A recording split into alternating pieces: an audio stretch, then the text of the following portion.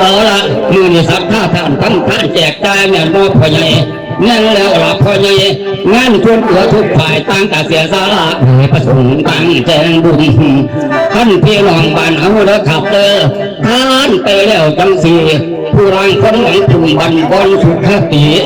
ยินนางแม่แดดสวรรค์ดูสบายหาทอนเมื่อเด็กคนมาทอนน้องกะดานอีกบ่ว่าเด็กนุ่งได้ไปอุ่นแก่ชาตั้งกับมาสาดับแต่จำนวนสินทรัพย์แจกท่านไปแล้วสองกันเป็นพี่น้องบ้านเฮา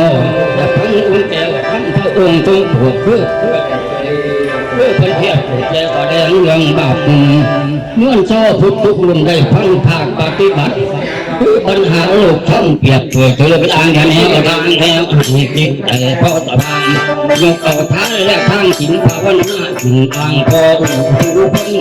เวลามีเริ่มต้นเป็นหน้าที่ของมองแล้วผู้ที่มาบริการยังขึ้นอยู่ดูต่อตัวกันความอารัมกันนัดเหยียบกันสัญญาว่าทางของทางพบพันส่วนว่าเป็นผู้มันมีพีปากเกียนจัดคุณสมบัติการลังกาวาดีพอแล้วดับว่าการลังหองสมองเกี่ยวโยโลกยังกาได้ดูแสดงไปพึ่งวันเราลังผู้ยิ่งทุกประการตกผลแล้วแหละก็มีตกไม่ได้เพิ่งกันหยุดป่าดีกับจริงดับว่าเจอสิ่งหายเสียร้ายตกกันสิบอาจารย์สันทองเพิ่มดูถูกท่าแหน่งกาบอกว่าเพิ่นบอกการทางลำบอกว่าฝนแรงคนตลอดรายการ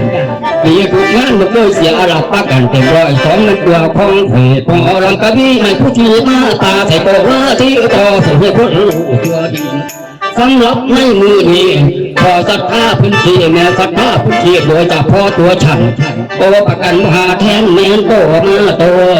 มีหลักพอนี้มีมันตัวมันแทกคอยฟังเอาเจ้าทานทั้งพุทธพอเจ้าการทางดาบตีและผีหนองแล้วก็ส่งลำแล้ว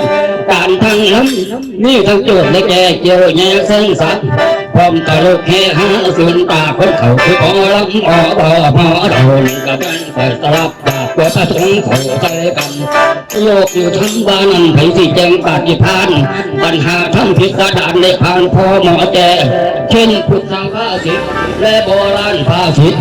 หรืออุดมคติเป็นพิธีกาผ่าคนกระเดินเสียงคงเตรียมตาจะสมัยนี้ไป